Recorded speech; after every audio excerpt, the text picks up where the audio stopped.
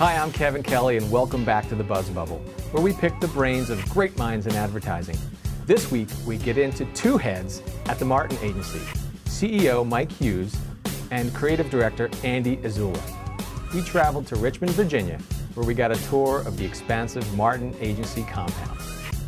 Voted 2009's Agency of the Year by Adweek, and once mainly famous for its powerful print advertising, the Martin Agency is now a force in all media, traditional and new, with a particular strength in bringing not-so-everyday thinking to the brands they work with. You've seen their work with huge brands like Walmart, NASCAR, and the insanely brilliant Geico, Gecko, and Caveman campaigns, not to mention the idea of putting the creative director on screen for their intelligent and engaging UPS spots. We're fortunate enough to really get to know the agency from two minds, foundationally from Mike, the patriarch, who grew up at the agency, and Andy, the young gun who landed here after stopping in at a few other top agencies. It was truly an enjoyable and informative journey with them both. Join me as we climb into the BuzzBubble and examine the brains of Mike Hughes and Andy Azula right now. So Andy, thanks for making some time and climbing into the BuzzBubble with me. We're going to switch it up a little, and we're going to jump into the buzz round in the beginning, maybe to... Oh, Lord. Not that you need loosening up. Oh, God. Just because I wanted to switch things up a little. Okay. And, you can always edit it and put it in the back end later. that's true. I guess I could. So nobody will know you did this to me up front. That's right. What you don't know is I crucified him right at the beginning. Yeah, right? Oh, man. Why is he sweating on the first question? You guys don't know. He totally grilled me for half an hour before he got to the first question. Yeah, story with the shoes? They float. You know, there is a story about the shoes. I used to work with a guy named Michelle Edens in McCann, and he was from wherever they wear those shoes in Dutchland. And, okay. And he went over and he brought some over and for all of us, and it was a really nice, sweet thing to do. And he's such a great soul. And of course, then we immediately thought, well, how can I misuse the shoe? So we invented the wine clog. And so if you were to take one of these, you'll see that they're actually stained with wine. And we pour an entire bottle of wine into the clog and then dare the junior art directors to try to drink the entire thing within 5 minutes. He was really committed, and 5 minutes had come and gone. And he still hadn't finished his wine clog yet. And so we're like, well, we'll give you more. And, you know, it's all money, right? So it's like, okay, it was $50. And they're like, okay, well, we'll make it $30. I'll give you 2 more minutes. And then we're starting selling him time. You know, it's like, so it's down to, I'll give you 10 minutes, but you only get $10 now if you finish it. And so he did it, and then immediately just spewed all over the place. And this is basically how all the creative ideas come out of McCann. Yeah. Exactly. No, but you know, McCann was a kind of interesting place because it was driven by bets. So every production, everything, we just had food bets. So yeah, wine clogs. Very nice. We're going to jump into the buzz round. Yes. And some short answers to quick questions or long answers to short questions, whichever you'd prefer. Who are your favorite fictional or non-fictional heroes? Well, you'd think it'd be Po for Kung Fu Panda, but I actually like Uwe, the turtle. Any awesome. rationale behind it? His lifestyle and his philosophy is awesome. That is wise. What's your principal defect? According to my wife, it's my short attention span. What were we saying? What? What? What? What were we? Oh, right. Oh, look, a wine clog. Who would you like to see next on a new dollar bill? Besides you, dollar bill is not worth a lot these days, so probably it could someone be like I don't like. You can make up the number too, like a new $65 bill would have. Well, I think Obama is a shoe-in, so Yeah. I'd love to see him on something, but more than the one. What profession other tthan advertising would you like to do, or did you ever consider? Oh, I considered a lot. This is the fallback. Well, it's certainly not acting, as you witnessed. I do like guitar and music. I love writing, so I think it'd have to be something in either music or in writing stories or kids' books or stuff like that. Not to digress too much, but it was a question I had, and I don't think I have it on here. Did you come from more the art direction side or the writing side as you're growing up in this business? Which side? Because I find it was very interesting to see where creative directors come from. Yeah, I was definitely the art direction side. I mean, I loved art, and I loved drawing and painting. And I was never really good at it, and I'm still not good at it, but it's the one thing my parents always encouraged me. They said, you know, if you really like drawing, just keep drawing, and then the profession will find you. And they told me that even like when I was in high school and even earlier, they just really encouraged it.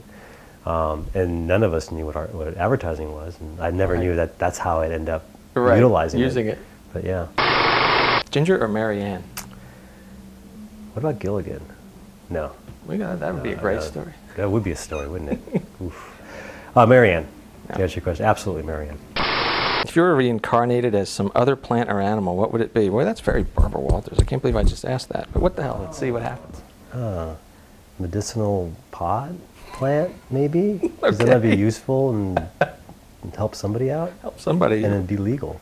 Yeah, right. Which is nice. Yeah. Do you have a personal motto?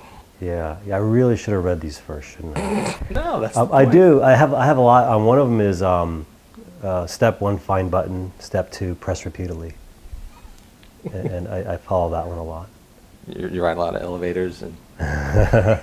I think I find what works and try it again. Or find what bugs and push there. We're just Okay, I like that. Any interest in an iPad? You're a Mac guy. Oh yeah, I've been a Mac guy since the Lisa. Before it was even a Mac.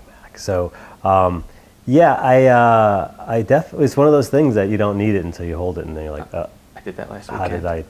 How did life exist before this thing? I was up in New York looking at student portfolios, and they're all on the iPads. They all have this little card holder they probably get for 65 cents at Office Depot. They put it down, put their iPad down, plug in their Bose headphones, and off you go. And you're like looking at print on the iPad, which is very ironic. Nice. And it's just like, wow, this is, it's useful. I joined that club of like, because I'm kind of a gadget guy, and I'm like, I'm not getting on, I don't need it yet. Oh. Yeah, I know. And then you think about a Kindle, and you think about the other, and you're like, what? What? It's like not even, Yeah. If heaven exists, what would you like to hear God say at the pearly gates as you step up to enter? Well, I know what I wouldn't want him to say was like, at the end of the day, heaven and hell are just gated communities. I think what I'd rather have him say would probably be, come in. Well, what took you so long? Okay. All right. So you survived that. That wasn't bad at all. Business. Yeah, let's get on to this business of things that we do. First, I'd love to cover a little brief roadmap of what brought you here, and I know you made some stops at Goodby and Fallon and McCann, and how important was that journey to putting you here at Martin today? It was very instrumental because it tells you that I tend to chase the job, not the city. In fact, my first job, it was at Leffler Ketchum Mountjoy, North Carolina, and that was because Jim Mountjoy hired me out of ad school and was my mentor and got me in the books right away, first year out. Wow. And that was my path, was just to follow where the great work was happening and try to surround myself with it. And that's what got me to Fallon and then so forth. So I think so. I think all that was very instrumental in getting me here, because by the time I got here, I very much had the mentality that an agency is an agency is an agency, and it comes down to the people within it that are going to make a little bit of a difference. So if you like who you're with, I think that's the key. Actually, I was following your tweets one night, and you said that cool Pixel video, which actually I think is very cool. And you're like, that's really cool, especially the part that they blow up New York. But the whole, we're not a New York agency, to the pluses and the minus, and I'm sure it's both in some cases. Yeah. What's your take on being in Richmond and not being in one of the big cities? New York is amazing. Like I was telling you, I just spent a week up there, and it's fantastic. It's a great place to visit. I just can't picture carrying my groceries home or going to Home Depot and picking up screws and nuts and how life works there. I just never got my head around that. Richmond's an interesting place to live. I mean, I left San Francisco to come here. So, and I'd been in San Francisco for just over 5 years, and I was just looking for the next challenge, and the Martin Agency was sitting here, and so that was definitely, I came here for the Martin Agency, and that was 6 years ago. And this is a record, by the way. This is the most 6 years. Yes. Okay. Yeah, this is definitely a record. So yeah, I think it is the agency. It is the people within the agency. The city is what's around there, and then you work your way around that. So I go to New York. I go to LA a lot in production. DC's an hour and a half away. I got the mountains, you know, really close, about an hour and a half. I got Okay. the beach. So everything's, you know, everything's attainable. Everything's, you jump in a car or you fly somewhere and you go. Right. So I don't need to be constantly surrounded by the city, you know, like New York. Right. As long as I dip in and dip out, I get a lot out of that. What little bit I got so far, it's amazing. It's beautiful here. It's quiet. You know, it's kind of like a Sunday afternoon in New York. It's like Cobblestone streets. Cobblestone. Got a little fountain out front. Oh, it's great. Wait till horses. you see. Wait till you see the tour. It's beautiful. That's it for part 1 of the BuzzBubble with Andy Azula. Tune in next week for part 2.